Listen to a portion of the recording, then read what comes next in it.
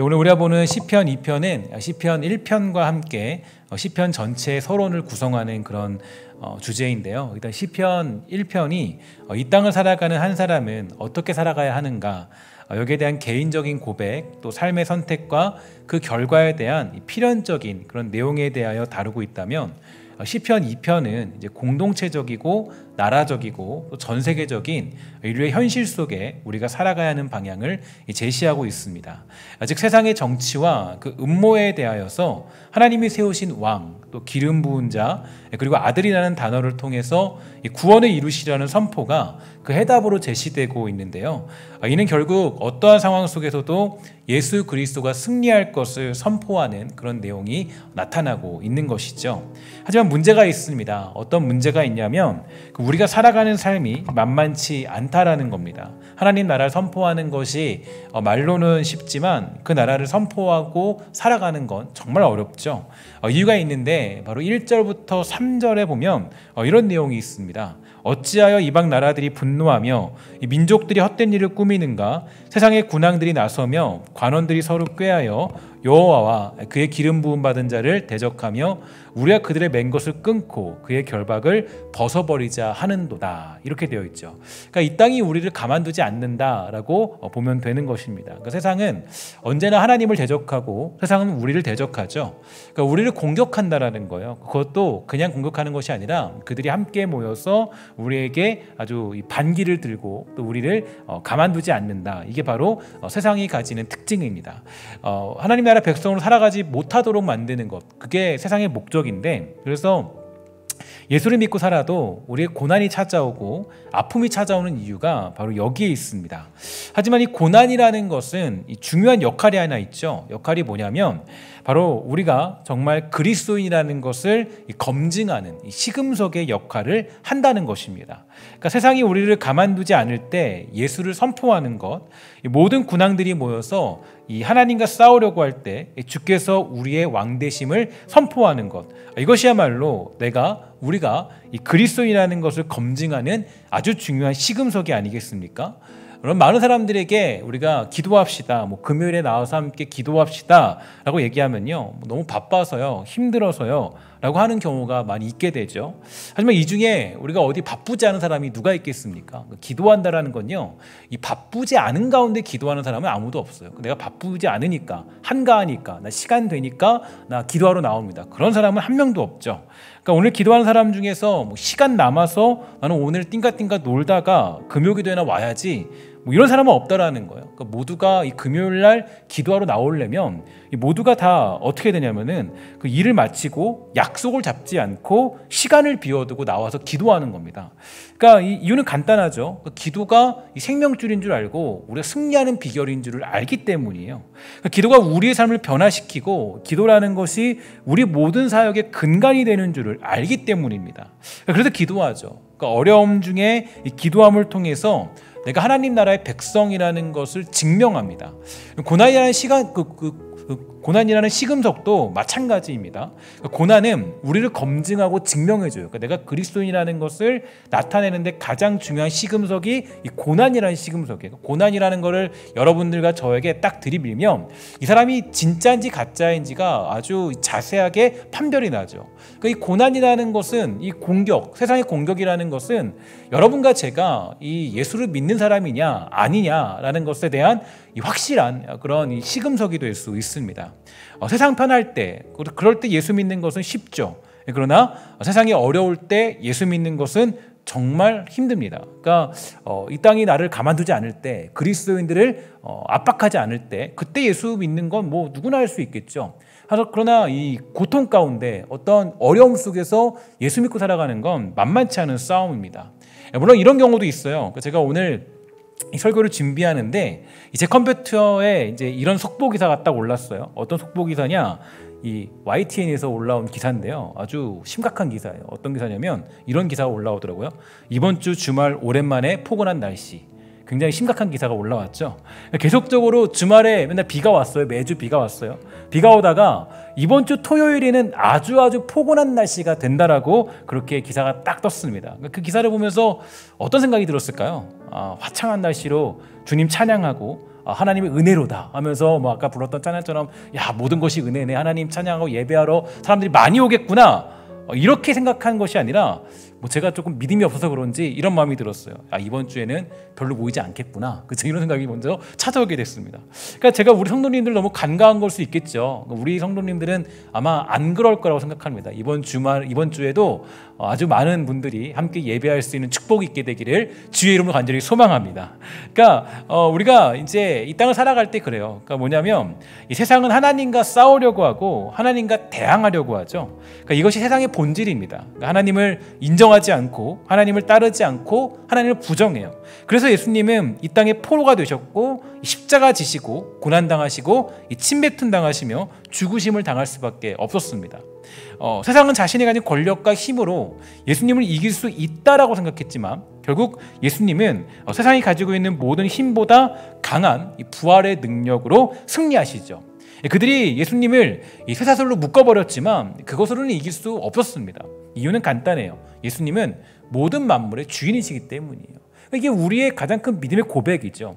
그래서 우리는 생각해야 될 것이 있습니다. 어떤 거냐면 바로 어떠한 고난도 우리가 잠깐으로 생각해야지 영원할 것이라 생각해서는 안 된다는 거예요. 그러니까 여러분 고난이라는 것을 봤을 때 고난을 여러분 인식하는 자세가 필요해요. 그러니까 내가 그리스도인이라면 이 고난에 대해서 이것을 시금석으로 받아들이고 이것을 검증하는 것으로 받아들이면서 고난을 딱 받게 맞닥뜨렸을 때 고난과 아픔을 통해서 우리는 이것을 잠깐이라고 생각을 해야 돼요. 영원이라고 생각하면 안 돼요.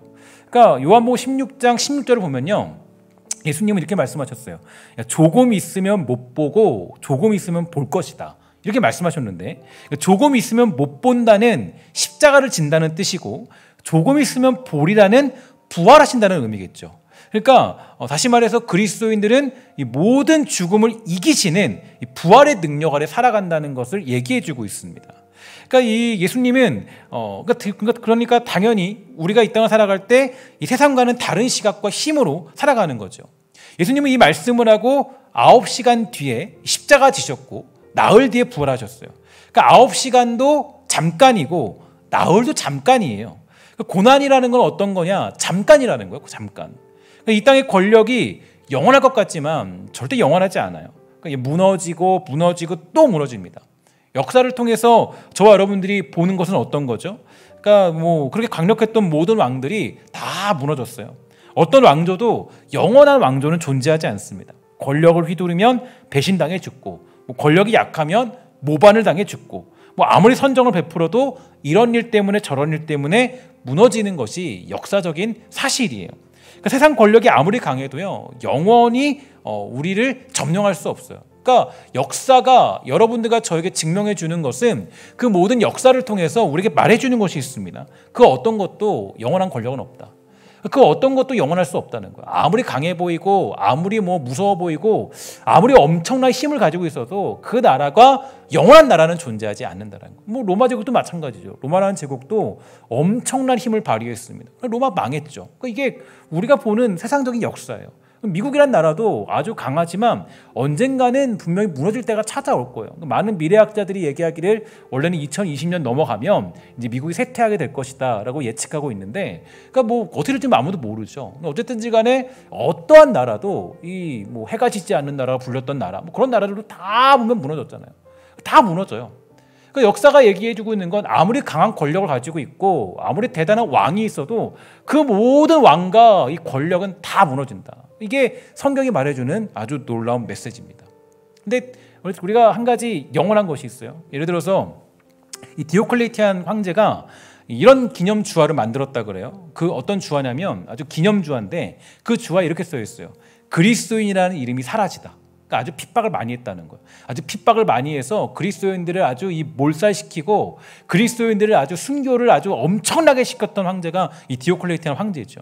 그러니까 이 그리스도인이라는 이름이 사라졌다라는 기념 주화를 만들었어요. 실제로 스페인에는 이 기념비적 기둥이 2개가 세워져 있는데 거기에는 이런 글이 있다고 합니다. 이 디오클레티안 황제, 로마의 파멸을 가져온 그리스도인의 이름을 사라지게 한 것을 기념하여, 그리고 디오클레티안 황제, 그리스도에 대한 미신을 패하고 여러 신들을 널리 섬기게 한 것을 기념하여, 이렇게 되어 있다고 그래요. 그러니까 그때 당시만 해도 이 황제가 뭘 알았냐면, 뭐라고 생각했냐면, 이게 내가 이렇게 핍박했으니까 이제 기독교 끝났겠지. 이제 뭐 그 그리스도인들 다 죽었을 거야. 이제 아무도 이 그 다음이란 나라는 이제 아마 없을 거야라고 생각했던 거예요. 근데 여러분 어때요? 기독교가 무너졌습니까? 무너지지 않죠. 기독교는 여전히 복음의 생명을 선포했어요. 이유가 무엇이에요? 어떻게 그리스도인들은 그 무서운 박해와 고통과 어려움 속에서도 여전히 하나님 나라를 선포하고 주의 나라를 이루며 살았을까? 곰곰이 생각했어요. 그러니까 어떻게 이들은 디오클레티안 황제의 그런 핍박을 이겨낼 수 있었고, 초대교회 사람들이 다 숨은 것 같았지만 그 숨은 것 속에서 뭐 살아났던 비결, 또 그 명맥을 유지할 수 있었고 신앙을 이어갈 수 있었던 이유가 어디 있을까? 곰곰이 생각해봤어요. 생각해 보니까 초대교회에 아주 유명한 예화가 있습니다. 어떤 예화가냐면 이거예요. 이 초대교회 사람들이 이 콜로세움에서 이 사자에게 죽는 순교가 일반적이었다고 그러죠. 그러니까 아주 사자와 밥이 되는 게 일반적인 순교였습니다. 그러니까 너 예수 믿냐? 믿으면 그냥 사자 굴에 끌려가는 거예요. 그러니까 사자들의 그 원형 경기장에 끌려가서 사자와 맞대응을 해야 되는 그런 상황에 처해 있는 겁니다. 그러니까 예수를 믿으면 사자에게 죽을 각오를 해야 돼요. 그러니까 많은 사람들이 이 굶주린 사자 앞에 다 떨어지는 겁니다. 그러니까 너무나 무서운 일이죠. 생각해 보세요. 여러분 그 사자를 직접 보면요 아주 무섭습니다. 무섭고 사자라는 존재는 아주 이 강력한 힘을 가졌죠. 그래서 사자에게 막 뜯겨 먹는 생각해 보세요. 무서워요. 그러니까 예수 믿는다는 이유로 무서운 사자 앞에 끌려간다면 어떨까요? 그런데 이 많은 학자들이 또 많은 사람들이 역사적인 증언을 할 때 보면요, 이 그 당시에 사자에게 잡혀 죽을 때, 잡아 먹힐 때 이 수많은 그리스도인들이 전부 다 어떻게 죽었는지 아세요? 다 찬양을 하며 죽었대요. 그러니까 다 뜯어 먹히면서도 찬양을 하며 죽었다라는 거예요. 그러니까 순교를 당하고 있는데 내가 지금 숨이 끊어져 가고 있는데 하나님 앞에 찬양을 하면서 그 마지막을 맞이했다라는 거예요. 그러니까 이게 아주 대단한 믿음이죠. 어떻게 그런 믿음을 가지고 있었을까? 그러니까 어떻게 그렇게 그 고통을 이겨낼 수 있었을까? 근데 뭐 어른들은 그렇다 치고 이 아이들은 어떨까? 그러니까 보통 이 예수를 믿는다 그러면요, 이 엄마 아빠뿐 아니라 아이들도 함께 집어넣는 경우가 허다했다 그래요.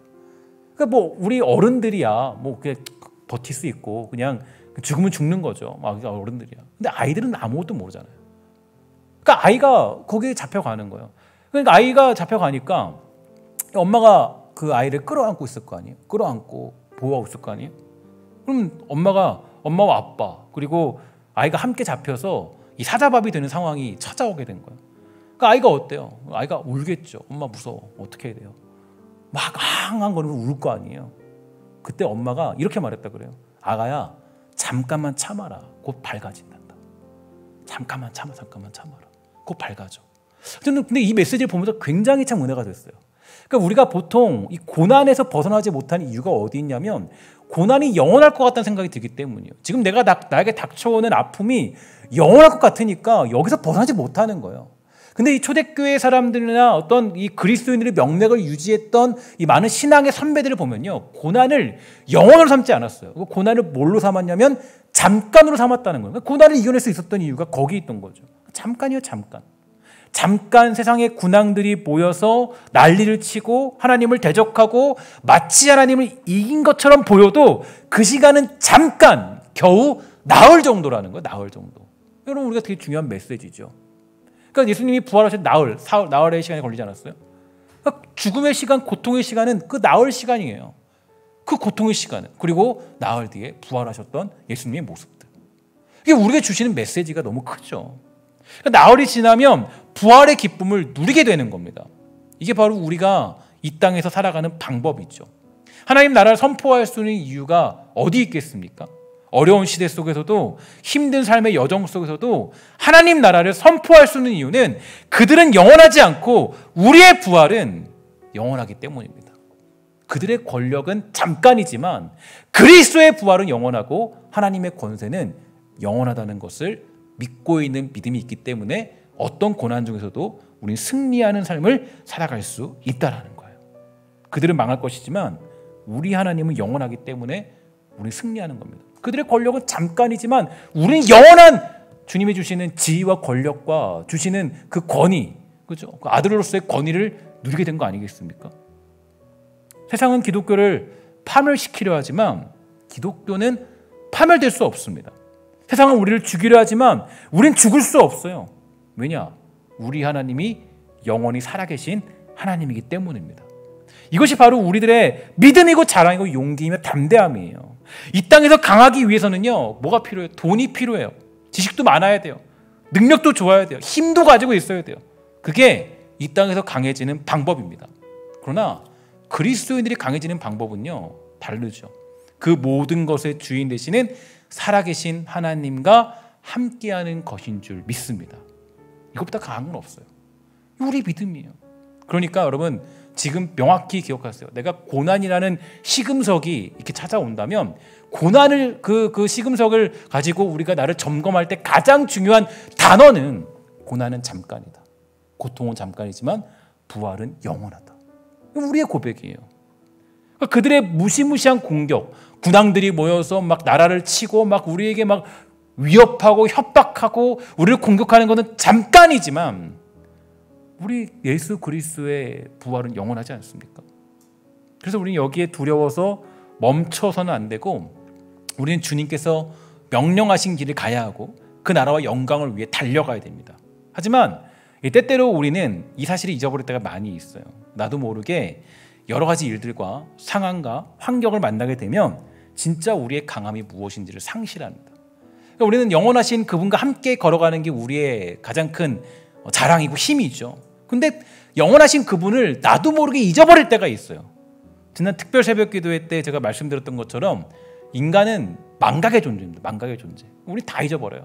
어제 일도 잊어버리고 오늘 일도 잊어버리고 그제 일도 잊어버리고, 그죠? 주님께 약속한 거 다 잊어버리죠. 우리들의 모습이에요. 우리는 잊어버리면서 잊어버리고, 행동에도 잊어버리고, 기억하려고 해도 잊어버리고, 써놔도 잊어버리고, 이게 우리들의 모습이에요. 여러분이 잘 알고 있는 이 탕자의 비유를 보면요, 이 가장 중요한 걸 잊어버린 한 사람이 나옵니다. 두 형제가 있었어요.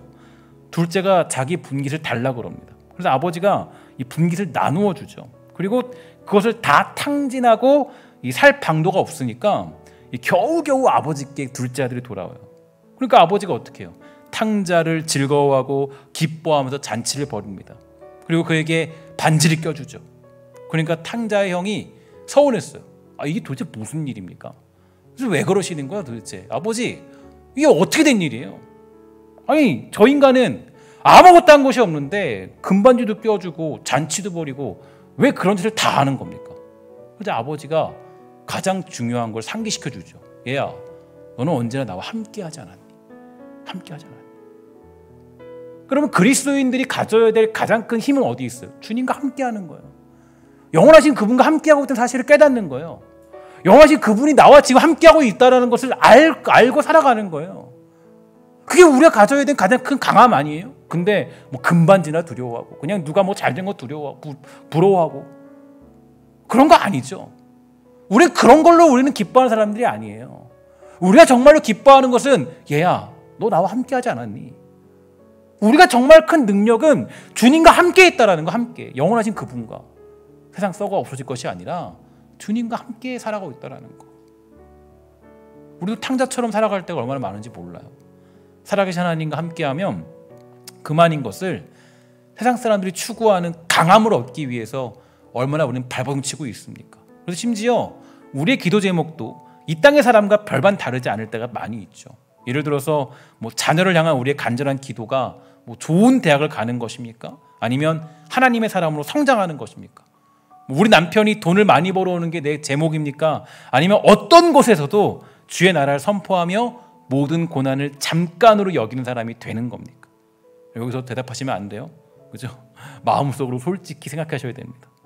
그런 면에서 우리가 이 땅의 군왕들을 만나고 그들의 공격과 유혹과 핍박들을 만나게 되는 것은 우리를 검증하는 너무나 중요한 시금석이 됩니다. 내가 지금 고난을 잠깐으로 생각하고 하나님 아버지를 영원한 것으로 생각하느냐, 여기에 대한 시금석이 바로 세상의 군왕들을 만나고 이 땅의 통치자를 만나는 삶의 내용이 되는 거예요. 내가 이 땅에서 정말 추구하는 것은 무엇인지, 정말 나는 예수 그리스도로 만족한 인생을 살고 있는지에 대한 가장 쉬운 검증은 우리를 대항하고 살아계신 하나님 역사를 부정하는 세상 가운데 들어가면 간단해요. 거기에 들어가면요, 딱 나와요. 내가 예수 믿는 사람인지 아닌지, 내가 정말 그리스도인지 아닌지, 내가 어떤 자리까지, 어떤 위치까지, 어느 정도 성숙했는지, 야, 내가 아직도 여기까지밖에 안 되는구나 깨닫는 자리가 세상 속에 들어가면 너무 간단해요. 그들과 맞닥뜨리면요, 내가 어디까지 왔는지 알 수 있어요. 그래서 여러분, 누가복음 21장 10절 이하를 보면요, 예수님이 아주 중요한 예화를 들고 있습니다. 이게 여러분 보통 이 종말론적인 이야기로 생각하는데 사실 뭐 그렇게만 해석하기는 좀 어렵습니다. 이렇게 한번 볼게요. 또 이르시되 민족이 민족을, 나라가 나라를 대적하여 일어나겠고 곳곳에 큰 지진과 기근과 전염병이 있겠고 또 무서운 일과 하늘로부터 큰 징조들이 있으리라. 이 모든 일 전에 내 이름으로 말미암아 너희에게 손을 대어 박해하며 회당과 옥에 넘겨주며 임금들과 집권자들 앞에 끌려가려니와 이 일이 도리어 너희에게 증거가 되리라. 그러므로 너희는 변명할 것을 미리 궁리하지 않도록 명심하라. 내가 너희의 모든 대적이 능히 대항하거나 변박할 수 없는 구병과 지혜를 너희에게 주리라. 심지어 부모와 형제와 친척과 벗이 너희를 넘겨주어 너희 중에 몇을 죽이게 하겠고 또 너희가 내 이름으로 말미암아 모든 사람에게 미움을 받을 것이나 너희 머리털 하나도 상하지 아니하리라. 아멘. 이 본문은 되게 중요한 내용입니다. 왜냐하면 예수님께서 이 종말에 관한 시간의 계간을 보여주셨어요. 즉 주님 다시 오시는 이 최후의 심판의 날까지, 그러니까 이 땅에 어떤 일이 벌어지냐면 뭐 이게 시와 때가 이게 정해져 있지 않죠. 그러니까 뭐 몇 월 며칠에 어느 뭐 몇 년도 되면은 이런 일이 일어날 거가 아니라 그냥 이 종말 때가 되면 이런 일들이 일어날 것이다라고 주님이 얘기해줘. 한마디로 얘기하면 이거요. 고통이 온다 이 얘기예요. 그렇죠? 이 얘기 간단하죠. 뭐 기근이 어떻고 전쟁이 어떻고 이게 어떻고 뭐 이게 중요한 게 아니에요. 중요한 게 뭐냐면 너에게 예수 믿고 살아가는데 예수 믿음으로 우리가 예수를 믿게 될 때 우리가 종말론적인 인생을 사는 거잖아요. 근데 그 모든 인생을 살아갈 때 그때 너희들한테 뭐가 오냐면 고난이 온다라는 거예요. 그러니까 내가 예수를 믿고 살아가도 아픔이 찾아온다라는 거예요. 그렇잖아요. 우리 다 경험했잖아요. 여러분 우리가 열심히 기도해도 예수를 나의 구주로 고백해도 여전히 힘든 문제와 어려운 일들과 세상의 모든 고통들이 우리에게 다 닥쳐오잖아요. 그러니까 우리의 인생이 그렇다는 거예요. 그러니까 주님 다시 오시는 최후 심판의 날까지 이 땅은 어떻다라는 거예요. 혼란스럽고 재난으로 가득 차 있는 세상이 될 것이다 라고 예수님이 말씀해 주신 거예요. 그러니까 이제 우리는 여기서 예수님의 말씀을 보면서 약간 한 가지 의문이 듭니다. 어떤 의미냐면은 분명히 예수님께서 이 땅에 오신 이유는 우리 죄를 위하여 십자가 지시고 부활하시기 위해 오셨는데 왜 우리가 살아가는 인생과 역사는 고난으로 가득한 삶을 계속 살게 하시는가 하는 질문을 가지게 되죠. 예수 믿으면 만사 형통되는 게 우리가 원했던 거 아니겠습니까? 예수 믿으면 야, 나 고통도 없고 아픔도 없고 어려움도 없고 행복한 인생, 그게 우리들의 인생이잖아요. 그러니까 여기에 대한 질문을 가지고 있어요. 이 본문이 여러분 이해 가십니까? 우리는 이런 예수님 말씀에 대하여서 이해하고 싶지도 않고 이런 일들이 일어나서는 안 된다라고 생각하는 게 사실이에요. 하나님 이런 일이 일어나면 안 되잖아요. 그죠? 지진 하나님 멈춰주세요. 기근 멈춰주세요. 고통 다 사라지게 해주세요. 우리의 기도잖아요. 그러나 분명한 사실은 예수님이 말씀하셨어요. 이건 우리 피할 수 없어요. 여러분들에게 저에게 왜 고통이 오느냐, 이거는 피할 수 없는 길이에요. 뭐냐면 이거예요. 너희들이 그러한 인생 살 거야. 예수님이 아예 규정을 딱 지어버렸어요. 너희들이 살아가는 인생에 이런 날들이 찾아올 거야 라고 확실하게 우리에게 언급해 주십니다. 도대체 왜 하나님은 우리의 인생을 이렇게 이끌어 가시느냐. 하나님이 짓궂은 분이라서 야 이놈아 한번 당해봐라. 너 속 썩였으니까 우리 아들도 죽이고 너 지금 뭐 하는 짓이야. 이 짓궂게 아주 괴롭히려고 우리에게 이런 고통을 주시는 걸까요? 우리 이 질문 앞에 우리의 인생에 허락된 신앙의 내용을 볼 줄 알아야 됩니다. 하나님은 무작정 그냥 우리의 필요에 응하시고 우리의 소원을 만족시키시는 하나님으로 계시고 싶어하지 않는다라는 거예요. 그러니까 예수 그리스도를 이 땅에 보내셔서 그를 죽이셔서 우리에게 새로운 생명을 주신 하나님께서는 우리 역시 이제 목숨을 걸고 하나님을 사랑하는 인생으로 살아가기를 원하신다는 겁니다. 제가 이 본문을 해석할 때마다 드는 예화가 있어요. 제가 그 결혼 승낙을 받으려고 할 때 일이었습니다. 그때 이 장인어른을 만날 때가 제 나이가 28이었어요. 그러니까 결혼 승낙을 받기 위해서. 그러니까 아내의 나이는 24살이었어요. 아주 어리죠. 그렇죠? 저도 뭐 가진 것도 없고 뭐 누린 것도 없고 보여줄 것도 없어요. 뭐 그때 그냥 전도사 그냥 생활하고 있었고 뭐 하는 것도 없었고 뭐 공부하는 그런 상황이었어요. 이제 막 그 아내는 대학교 졸업해가지고 초등학교 선생님이 될 준비를 이제 하고 있었던 그런 시간이었습니다. 그때 제가 장인 장모를 만나서요 이렇게 얘기했습니다. 결혼할게요. 그러니까 만난 지 한 달 됐거든요.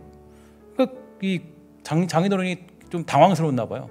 당황스러워서 매우 당황하시는 얼굴이 역력했습니다. 안 된다. 기다려라. 그냥 들은 척 많죠. 그냥 식사를 하고 계셨어요. 제가 결혼하겠다 그러니. 그리고 딱 저를 눈을 딱 봤는데 그 눈이요. 살기 어린 눈이 있잖아요. 저를 딱 보는데요. 저놈의 자식 내가 어떻게 죽일까? 이런 거 있죠. 그러니까 그런 느낌 있잖아요. 그러니까 저를 딱 보면서 저를 그냥 가만두지 않겠다. 그냥 너가 감히 내 딸을 감히 너가 지금 24살밖에 안 되는데 내 딸을 지금 데려가겠다는 거야? 너 가진 것도 없는데? 뭐 이렇게 저를 쳐다보는 것 같았어요. 사실 여러분 그렇잖아요. 여러분 생각해 보세요. 뭐 정말 뭐 좀 직장을 좀 다니다가 이제 뭐 저희 사실 그 장인어른 집이 그 목회자 집이라서 막 뭐 사실은 이게 그 목회자 집인데 또 시골 목회라서 사실은 뭐 11조 하는 사람도 없고 아내가 이제 11조를 해야 될 이제 그런 상황이에요. 이제 그 모든 11조를 다 거기다 해야 되고 헌금을 거기다 해야 되는 상황이에요. 그러니까 또 아내가 사실은 이제 그리고 또 거기 가정을 책임져야 되고 이제 먹여 살려야 되는 그런 입장에 있어요. 근데 저랑 결혼하면 그게 안 되잖아요. 그게 쉽지 않잖아요. 근데 그 상황 여러 가지 상황들이 복잡하게 있는 거예요. 그러니까 이제 그런 상황에 그러니까 당연하게 이해가죠. 저도 두 딸을 키우는 사람으로서 갑자기 이런 일이 터지면 저놈 한번 내가 끌고 가서 한번 내가 그냥 한번 내가 그냥 이 꿀밤을 하나 주고 너 정신 차려라 임마. 이렇게 할 거 아니에요? 그러니까 당황스럽고 화가 날 만도 하죠. 제가 뭐 가는 길이 사실 뭐 어디 탄탄대로 이제 앞에 보장되어 있는 뭐 어떤 대기업에 취직한 상태도 아니고, 그죠? 뻔한 별로 뭐 정말 사람 봤을 때 정말 세상 봤을 때는 막 뭐 돈도 많이 벌지 못하고 그런 뻔한 목회자의 길. 저에게 아내를 줄 수 없다라는 눈빛이 아주 단호했습니다. 딱 보시면서 제 말을 거의 무시하셨죠, 거의. 그죠? 뭐 저 한번 지져라, 뭐 이런 느낌처럼, 그죠? 너 이 자식 너 한번 두고 봐라. 근데 저도 이제 그 장인어른의 눈빛이 이제는 잘 이해가 가요. 그러니까 딸을 가지고 있으니까 나중에 그런 일 터지면 내가 어떻게 되지? 하나님 어떻게 해야 되죠? 저는 사실은 장인어른만큼 잘 못할 것 같아요. 저는 좀 성질이 좀 안 좋으니까 조금 더 괴롭혀요. 그러니까 제가 근데 장인어른이 저를 야이 죽일 놈하고 쳐다보고 있는데 제가 그때 저도 모르게 뭐가 생겼냐면 용기가 생겼어요. 저는 그때 그 용기가 지금도 있으면 좋겠어요. 어떻게 그 용기가 생겼냐면 저를 죽일 듯이 쳐다보는데 저도 느낌이 뭐냐면 저도 포기 안 합니다. 눈에 막 불이 막 활활. 저도 이 여자랑 결혼할 거예요. 눈에 불을 켜고 그냥 저도 쳐다봤죠. 그때 아마 눈싸움 졌으면 제가 아마 결혼 못했을지도 모르겠어요. 눈싸움을 내 생각에는 조금 이겼을 것 같아요. 그러니까 한 달 뒤에 저한테 어머니하고 아버지하고 얘기하기를 결혼해라. 그죠? 그래서 한 달 뒤에 한 달 동안 반대하셨어요. 그러니까 한 달 뒤에 결혼해라. 저에게 볼 게 뭐가 있었어요? 야, 저놈 보니까 그래도 저놈 보니까 눈빛 보니까 내 딸 굶어 죽이진 않겠네. 그래도 그냥 먹여 살리겠다. 그때 한 달 뒤에 결혼 승낙하셔서 1년 뒤에 결혼했어요. 그러니까 저는 이게 되게 중요한 어떤 우리 신앙의 모습 같아요.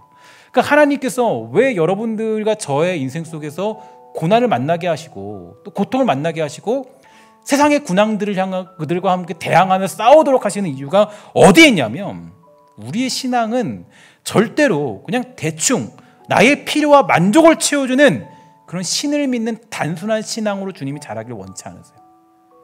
그냥 단순히 뭐 그냥 다른 종교들처럼 내가 바치면 주고 내가 드리면 내놓고 내가 열심히 하면 그냥 내가 해줄게 이게 아니에요. 하나님은 언제나 우리가 요구한 게 뭐예요? 관계죠, 관계. 제가 그래서 늘 말씀드리잖아요. 주님께서 이 땅에 오신 가장 큰 이유 중에 하나가 뭐예요? 왜 십자가에 지셨어요? 그 이유는 어디냐면 예수님이 기도할 때 그 마지막 기도에 보면 정확하게 나타나요. 뭐라고 하시냐면은 주님, 우리 사랑하는 사람들이, 제자들이, 이 택한 백성들이 이들이 하나님과 성령님과 나와 우리가 함께 교제하는 그 기쁨을 이들이 알게 해주세요. 그러니까 주님이 원하시는 건 뭐예요? 관계예요, 관계. 그러니까 나와 하나님과의 관계를 그냥 아주 그런 뭐 냉랭한 어떤 뭐 그냥 사업적인 관계. 주님 이런 걸로 요구하지 않으세요. 야, 내가 나한테 바치면 내가 많이 줄게. 이거 아니에요. 하나님은 절대 그거 원치 않으세요. 그래서 뭐 제가 사무엘 상하를 예전에 청년부 강의할 때도요. 그때 제가 정확하게 청년들에게 얘기한 게 있어요. 뭐냐면 하나님은요. 절대 부족같이 여김당하는 걸 가장 싫어하세요. 가장 싫어하는 게 그런 거예요. 그냥 내가 그냥 신처럼 그냥. 하나님 그거 요구하지 않으세요. 하나님 뭘 요구하시냐. 하나님 요구하시는 건 우리에게 바로 진짜 관계, 진정한 관계. 하나님이 나를 목숨 다해 사랑하셨잖아요. 그러니까 자기 아들을 내놓고 우리도 마찬가지예요. 주님이 우리를 어디까지 키우기 원하시냐면 우리도 주님을 향하여서 눈에 불을 켜고 난 주님 사랑합니다라고 고백하는 그 자리까지 우리를 키우신다는 거예요. 그게 주님이 우리에게 요구하시는 삶의 방향이고 내용이에요. 그러니까 여러분들과 제가 요한계시록 마지막 가면 그 마지막에 천국의 모습을 보면요. 우리가 하는 거 없어요. 뭐 하냐면 딱 한 가지예요. 주님 찬양하고 예배하는 거. 주님과 교제하는 거. 이게 전부예요. 마지막에. 하나님이 여러분을 어디 자리까지 만드냐면 이거예요. 이거. 하나님과 깊은 관계를 가져서 내가 정말 눈에 불을 켜고 어떤 고난이 와도 그죠? 세상이 뭐라 그래도 이 땅에 어쩌고 막 하나님이 없다 뭐란다 막 핍박하고 우리 야 너 예수 믿으면 너 죽어 뭐 죽을래 살래 막 그럴 때 그때 내가 눈에 불을 켜고 난 주님 사랑합니다. 난 주님이 전부예요. 난 주님밖에 없어요. 이 고백까지 가도록 만들기 위해서 하나님이 우리에게 고난을 주신다라는 거예요. 그러니까 고난이나 시금석을 딱 들여보면 알죠. 나에게 딱 들이밀면 그때 나타나는 거예요. 내가 주님을 어디까지 사랑하는지, 얼마큼 사랑하는지. 그러니까 우리에게 아픔이 찾아오는 이유, 고난이 찾아오는 이유, 세상에 어려움이 찾아오는 이유, 다 이유가 있더라고요. 그러니까 우리의 삶과 인생, 이 땅을 살아갈 때는 이 환난과 고난과 난리와 소문들이 가득한 겁니다. 그래서 우리 인생이요, 안 시끄러운 날이 없어요. 맨날 시끄러워요. 이거 잠잠해지면 저거 터지고, 이거 잠잠하면 이렇게 터지고. 야, 이쯤 되면 내가 좀 기도할 때쯤 됐지. 근데 그러면 보세요. 여러분 기도하는 사람들 보면 정말 그냥 그냥 삶이 안정됐기 때문에 기도하는 사람은 없어요. 대부분. 그런 사람들은 대부분 기도하다가 안 하죠. 그죠? 대부분 기도하는 사람들이 난리와 소문이 우리 안에 가득한데도 끊임없이 기도하는 사람들이 대부분 기도하는 사람들이에요. 그래서 제가 요즘에 새벽 기도를 보면 그때 그 사람이 기도해요. 그때 그 사람들이 그냥 기도하는 사람들은 그 사람들이. 그게 뭐냐면 금요일들은 마찬가지죠. 갑자기 코로나 전에 기도 안 했던 사람들이 기도하는데 별로 없어요. 그런 경우 거의 없어요. 그러니까 우리의 기도라는 건 그런 가운데 있어요. 그러니까 하나님이 원하시는 건 어디에 있어요? 뭐냐면 환난과 고난과 난리와 소문들이 가득한 인생, 세상의 군왕들이 다 모여가지고 하나님과 대항하는 그런 삶을 살아가도록 하는 이유는 그런 현실들 속에서, 그런 말도 안 되는 현실 가운데서도 너희들 목숨 걸고 주님 사랑하며 살아가라. 이게 주님이 요구하시는 자리인 거예요. 오늘 고난은 뭐예요? 잠깐이죠. 그러니까 고난은 잠깐이에요. 고난은 영원하지 않아요. 고난은 잠깐을 지나고. 예수 그리스도의 사람으로 살아가는 인생을 살아가도록 하기 위하여 우리 믿는 자들조차도 그 난리와 난리 속에 살아가는 것이고 박해와 옥에 넘김을 당하게 되는 것입니다. 그러니까 저는 이 진리를 깨닫게 되었을 때 하나님의 요구가 여기 있구나.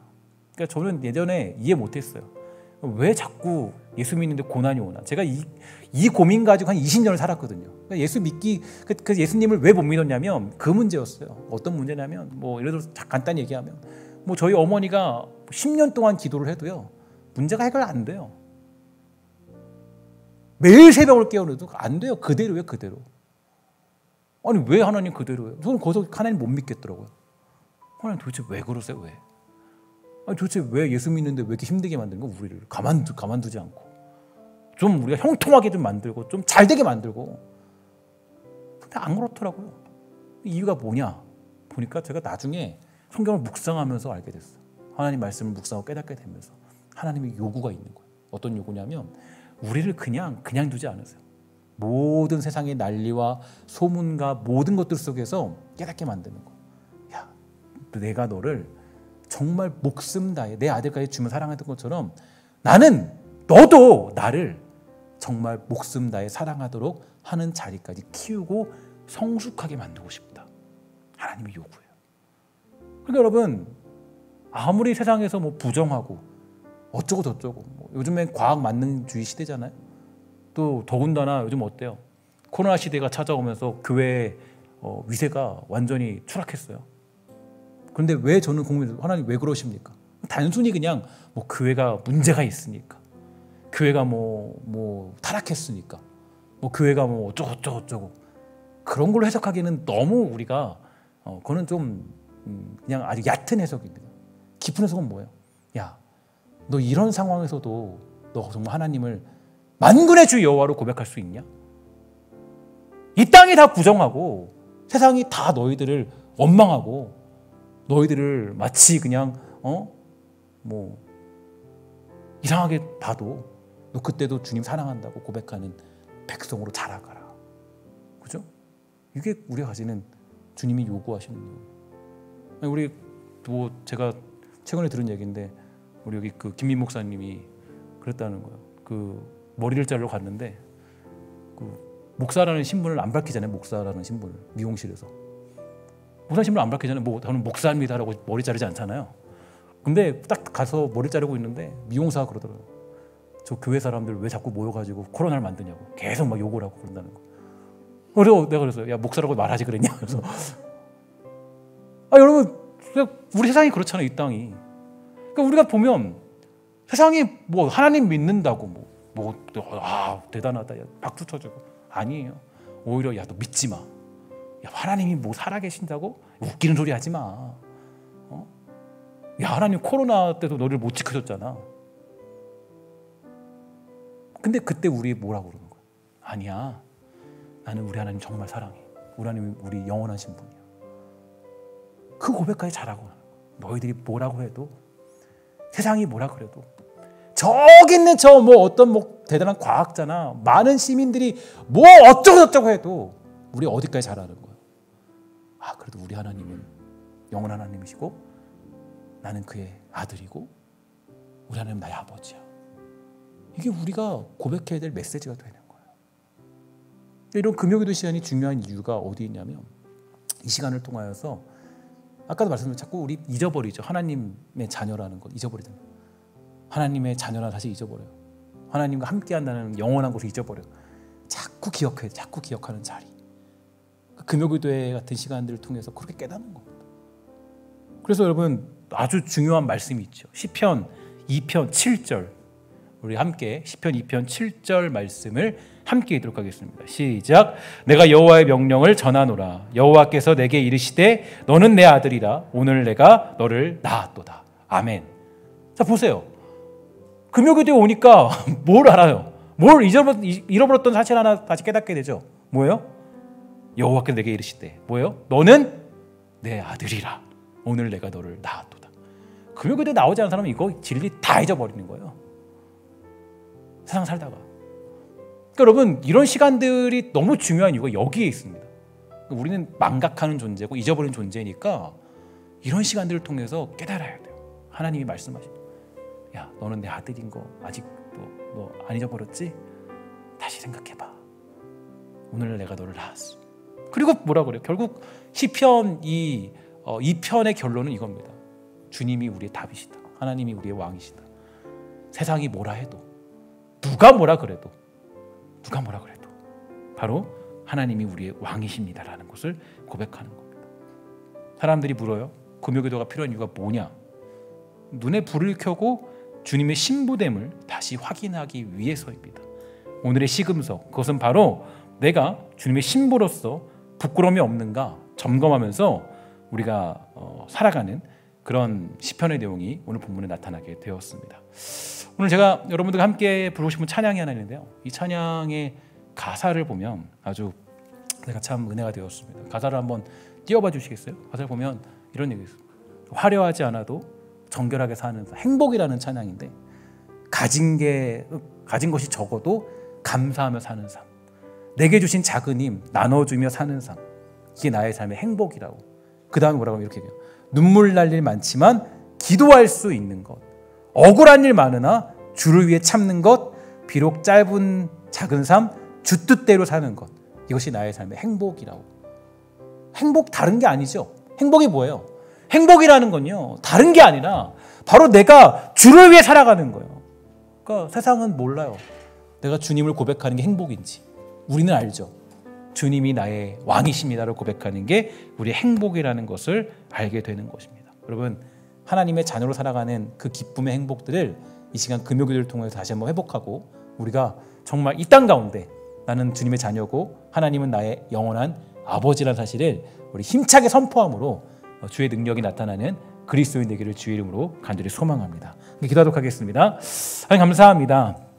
우리를 긍휼하게 주셔서 우리가 하나님의 자녀 되었습니다. 하나님, 어떠한 삶이 있어도, 어떠한 순간이 있어도 우리는 그 삶을 포기할 수 없고, 어떠한 시절 속에서도 우리는 하나님의 자녀라는 것을 잊어버릴 수 없습니다. 하나님, 축복하여 주시기 원하는 건 이 자리에 모인 우리 모두가 정말 하나님이 주시는 그 인도하심과 깨달음을 통해서 우리 모두가 정말 하나님의 자녀라는 사실을 깨달을 수 있도록 주님 허락하여 주시옵소서. 이 모든 말씀 예수님의 이름으로 간절히 기도합니다. 아멘.